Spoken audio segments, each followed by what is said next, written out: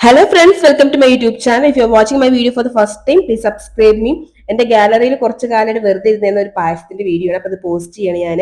അപ്പൊ നമുക്ക് ഉണ്ടാക്കുന്ന രീതി എങ്ങനെ നോക്കാം. അതിന് വേണ്ടി നമ്മൾ നൂലുള്ള ചക്കയാണെങ്കിലും ഏത് ചക്കയാണെങ്കിലും നമുക്ക് പായസം അടിപൊളി ആവണം എന്നുണ്ടെങ്കിൽ നല്ല പഴുത്ത ചക്ക എടുക്കുക, അത് മിക്സിയിൽ നന്നായിട്ട് ഗ്രൈൻഡ് ചെയ്യുക. എന്നിട്ടൊരു പാത്രത്തിലേക്ക് കുറച്ച് നെയ്യ് ഒഴിച്ച് നന്നായിട്ട് അത് വേവിച്ച് വഴറ്റിയെടുക്കുക. ആ ടൈമിൽ നമ്മൾ എന്താ ചെയ്യേണ്ടതെന്ന് വെച്ച് കഴിഞ്ഞാൽ കുറച്ച് ശർക്കര, അതായത് ആവശ്യത്തിനുള്ള ശർക്കര, കുറച്ച് വെള്ളം ഒഴിച്ചിട്ട് നമ്മൾ ശർക്കര പാവായിട്ട് മാറ്റി വെക്കണം. അപ്പൊ അതവിടെ ഒരു സൈഡിൽ നടക്കട്ടെ. ആ ഗ്യാപ്പിൽ തന്നെ നമ്മൾ കുറച്ച് തേങ്ങാക്കൊത്ത് എടുത്തിട്ട് അരിയണം. തേങ്ങ നല്ല ഉണങ്ങിയ തേങ്ങയാണെന്നുണ്ടെങ്കിൽ ബെറ്റർ ആയിരിക്കും. അപ്പൊ ആ ഒരു പണി ഞാൻ കൊടുത്തത് ഏട്ടനാണ്. അപ്പൊ അവർ രണ്ടുപേരും കൂടെ, ഏട്ടനും ദേവും കൂടെ നല്ല വെടിപ്പായിട്ട് തന്നെ ആ പണി ചെയ്തിട്ടുണ്ട്. സോ അതിനുശേഷം നമ്മൾ തേങ്ങയല്ല, നമ്മുടെ ചക്കയൊക്കെ നന്നായിട്ട് വഴണ്ടി വരുമ്പോൾ ആ ഗ്യാപ്പിലേക്ക് നമ്മൾ ഓൾറെഡി ഒരുക്കി വെച്ചിരിക്കുന്ന ശർക്കരപ്പാവ് ഒഴിച്ചു കൊടുക്കുകയാണ് ചെയ്യുന്നത്. ശർക്കരപ്പാവ് ഒഴിച്ചു കൊടുത്തു കഴിഞ്ഞാൽ പിന്നെ അത് കട്ടയൊക്കെ ഉടയുന്ന പോലെ നന്നായിട്ട് ഇളക്കിക്കൊണ്ടേ ഇരിക്കണം. അടി പിടിക്കരുത്. ചക്ക അടി പിടിച്ചു കഴിഞ്ഞാൽ പോയി കാര്യം.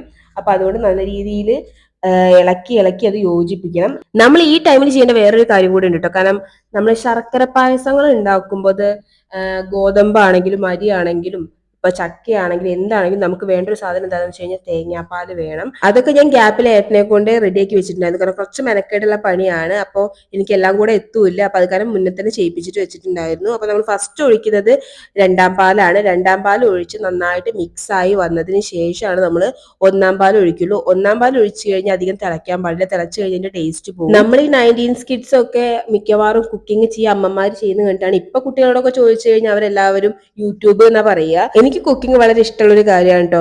ഞാൻ ഇഷ്ടപ്പെട്ടിട്ട് ചെയ്യുന്ന ഒരു കാര്യമാകുമ്പോൾ അത് എനിക്ക് ഇഷ്ടമാണ്. ആരെങ്കിലും ഇപ്പൊ ചെയ്യുന്ന പറഞ്ഞ് ചെയ്യിപ്പിക്കുമ്പോൾ കുറച്ച് ബുദ്ധിമുട്ടുമാണ്.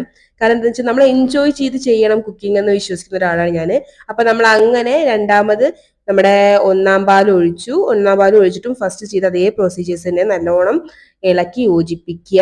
നമ്മൾ എത്രത്തോളം നന്നായിട്ട് തരിയില്ലാതെ അല്ലെങ്കിൽ കട്ടകളില്ലാതെ യോജിപ്പിക്കുന്ന അത്രയും ടേസ്റ്റ് ഉണ്ടാവും പായസത്തിന്. അപ്പൊ നമ്മളൊക്കെ സെറ്റായി വന്നു. ഇനി നമുക്ക് ഫൈനൽ പ്രൊസീജിയേഴ്സ് ആണ്. ഫൈനൽ പ്രൊസീജിയർ പറഞ്ഞു കഴിഞ്ഞാൽ നമ്മൾ കുറച്ച് ഏലക്കാപ്പൊടി, അതുപോലെ തന്നെ കുറച്ച് ചുക്കുപൊടി. നമ്മുടെ ഈ ചക്കപ്പായസത്തിനുണ്ടല്ലോ ചുക്കുപൊടിക്ക് വളരെ ഇമ്പോർട്ടൻസ് ആണ്. അത് കാരണം തന്നെ ഈ ഒരു പ്രൊസീജിയർ അല്ലെങ്കിൽ ഈ ഒരു സ്റ്റെപ്പ് സ്കിപ്പ് ചെയ്യരുത്. കാരണം ചുക്കുപൊടിക്ക് അതിൻ്റെതായ ഒരു ടേസ്റ്റ് ഉണ്ട്. അതുപോലെ തന്നെ ചിലർക്കൊക്കെ ചക്ക ഒക്കെ കഴിച്ചു കഴിഞ്ഞാൽ പെട്ടെന്ന് ഗ്യാസ് ഫോമോ അങ്ങനെയൊക്കെ ഉണ്ടാവും. സോ അങ്ങനെയുള്ള ആൾക്കാർക്ക് ചുക്കുപൊടി ആഡ് ചെയ്ത് കഴിഞ്ഞാൽ അത്രയ്ക്ക് വലിയ പ്രശ്നം ഉണ്ടാവില്ല. നമ്മൾ ഈ ഗ്യാപ്പിൽ നമ്മുടെ തേങ്ങാക്കൊത്ത് എഴുതി വെച്ചിട്ടുണ്ടല്ലോ, അത് നന്നായിട്ട് നെയ്യിൽ വറുത്തെടുക്കുന്നുണ്ട്. നല്ലൊരു ബ്രൗൺ കളർ ആവുന്നവരെ വറുക്കുന്നുണ്ട്.